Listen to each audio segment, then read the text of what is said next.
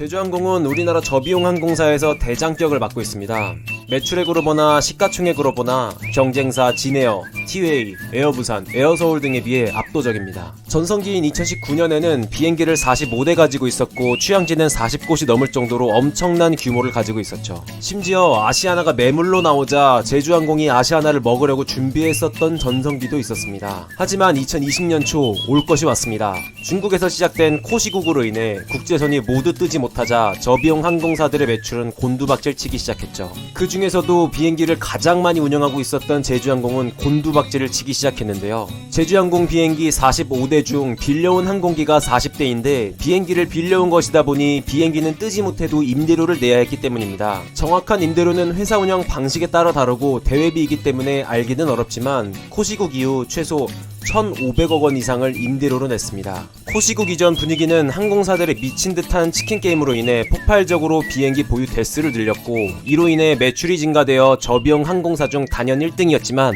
코시국 이후에는 오히려 큰 몸집으로 인해 나가는 비용만 많아 적자가 점점 심해졌죠. 이미 뉴스에서도 많이 보셨을 테지만 지금 저비용 항공사들은 부도 직전입니다. 사실 몇 개 회사는 지금 당장 부도가 나더라도 전혀 이상하지 않을 회사입니다. 제주항공은 2020년 적자가 약 3천억 원이었습니다. 2021년 상반기에만 하더라도 적자는 1,600억 원이었고요. 참고로 제주항공의 시가총액이 9천억 원입니다. 부채 비율은 700%입니다. 제주항공에서는 매출을 다시 내기 위해 여러가지 방면으로 노력하고 있습니다. 비행기에 사람 대신 화물을 실어 화물기로 쓰이기도 하고 동시에 리스된 항공기들을 반납하기도 하고요. 이미 무착륙 관광비행은 엄청나게 뛰었습니다. 또한 기내식을 파는 카페나 비행 조종 시뮬레이터 체험센터도 열었고요. 오늘은 그 중에서도 기내식 카페에 방문해보았습니다. 제가 방문한 곳은 김포공항 롯데백화점 1층 지점입니다. 참고로 김포공항 롯데백화점 6층에는 김포공항 전망대가 있습니다.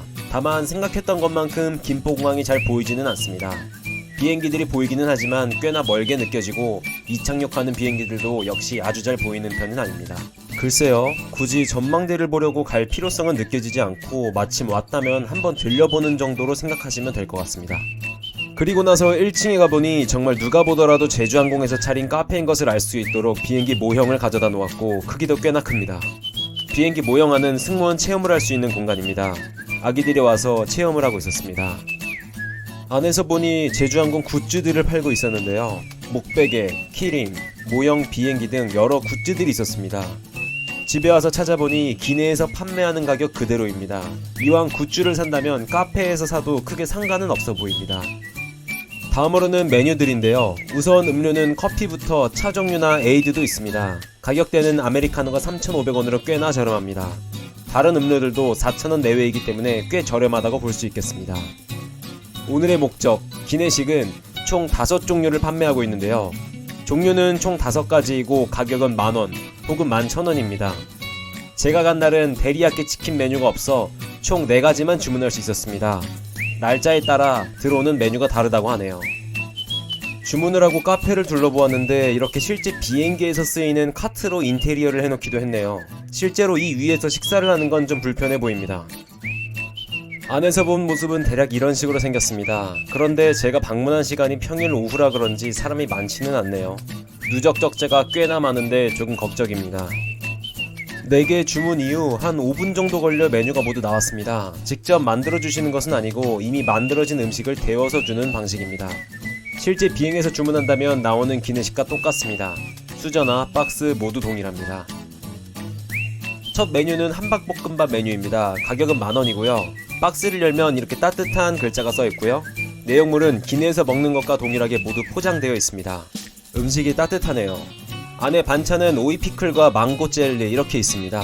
생각보다 이 포장지를 벗기는 게 쉽지는 않더라고요. 그럼 한번 먹어봐야겠죠? 지금 이 순간만큼은 저도 퍼스트 클래스 탑승객입니다. 네, 이렇게 같이 한 입에 모아서 먹는 거 인정하시죠? 일단 단면은 굉장히 두툼합니다. 막상 먹어보면 뭐랄까요, 그냥 평범한 기내식입니다. 약간은 기름지고 조금은 자극적인 그런 일반적인 함박 스테이크 맛이에요. 그래도 저는 기내식으로 이 정도 나오면 완전 만족입니다. 보통 기내식은 고기는 엄청 조금이고 밥만 엄청나게 많아가지고 고기 진짜 조금 입에 넣고 밥 두세 숟갈 입에 넣어야 하는데 이건 함박 스테이크 자체의 양이 꽤나 됐습니다. 네, 브로콜리는 먹지 않도록 하겠습니다. 다음 메뉴는 레드커리 가라아게입니다. 방금 제가 말한 비행기에서 일반적으로 먹는 밥 양은 엄청 많고 고기는 너무 적어서 고기는 반의 반입에 밥을 한 3숟가락 먹어야 하는 기내식입니다. 솔직히 안에 있는 고기도 뻑뻑하고 참 먹기 쉽지 않은 메뉴였습니다. 이건 아마 아스파라거스 같은데 아스파라거스가 힘이 없어 거의 물렁물렁했습니다. 역시 사람은 돈을 벌어서 퍼스트 클래스에 탑승하라는 항공사의 큰 가르침일까요? 이 메뉴는 매우 아쉬웠습니다. 망고 젤리가 제일 맛있었습니다. 다음 메뉴는 승무원 기내식 탄두리 치킨입니다. 승무원분들은 진짜 이 메뉴를 드시는지 모르겠습니다만 일단 메뉴 구성은 훌륭합니다. 방금 전 메뉴보다는 고기도 좀 더 들어있었고 반찬도 4가지나 있었기 때문에 밥을 꾸역꾸역 먹지 않아도 될 정도로 밥과 반찬, 고기의 비율이 괜찮았습니다. 다른 메뉴들보다 1,000원 비싸지만 그만큼 값어치는 하는 것으로 보입니다. 맛은 솔직히 그냥 평범한 기내식입니다. 먹었을 때 와 맛있다 정도는 아니지만 그냥 평범하다 이 느낌입니다. 다음 메뉴는 팥쌈 불백입니다. 이 메뉴를 제일 추천드립니다. 솔직히 맛있습니다. 이런 기내식을 먹고 맛있다고 칭찬한다면 뭔가 자존심이 상하는 것 같지만 만원에 이 정도 맛과 양이라면 저는 평소에도 도시락으로 사서 어딘가 가져갈 만한 정도라고 생각이 들었습니다. 고기의 맛도 짭짤하게 맛있고 같이 나온 파채가 정말 맛있었습니다. 파채는 그냥 일반 고기 파는 식당에서 나오는 파채보다도 더 맛있었습니다. 제 생각에 이 파채만 따로 기내에서 팔아도 잘 팔릴 것 같은데요. 혹시 제주항공 관계자분들이 이 영상을 보신다면 이 파채를 뭔가 잘 이용하셨으면 좋겠습니다. 팥쌈불백 후식으로는 제주 한라봉파이가 있었는데요. 제주도에 놀러가면 참 제주도 놀러와서 친구들 선물을 사기도 애매하고 사지 않기도 애매해서 난감한데 이 한라봉파이를 먹으니까 마치 제주도에 와서 올레시장에 들어와 선물을 살지 말지 고민하는 그런 느낌이었습니다. 맛보다는 제주도에 온 느낌이 물씬 나서 좋았습니다. 이렇게 해서 4가지 메뉴를 모두 먹어보았는데요. 저는 함박스테이크와 팥쌈불백은 평소에도 만원 주고 캠핑을 갈 때 사가지고 갈만한 정도의 만족감이었습니다. 그 외에 다른 메뉴는 좁디 좁은 이코노미 좌석에 앉아 3시간을 낑겨 앉아서 겨우겨우 음식을 먹는 그런 느낌을 불러일으키는 맛입니다. 제주 기내식 카페 가볼만한 정도일까요? 솔직한 의견으로는 아이들이 있다면 무조건 갈만합니다. 가서 아이들 승무원 체험하는 활동이 정말 좋더라고요. 유니폼도 입어볼 수 있고 현직 승무원분들과 이야기도 나눌 수 있고요. 아이가 없더라도 기내식을 너무 좋아하거나 혹은 제주항공 굿즈를 사러 가신다면 강력 추천입니다. 다만 맛있는 음식을 먹기 위해 제주항공 카페를 가시는 것은 솔직히 비추입니다.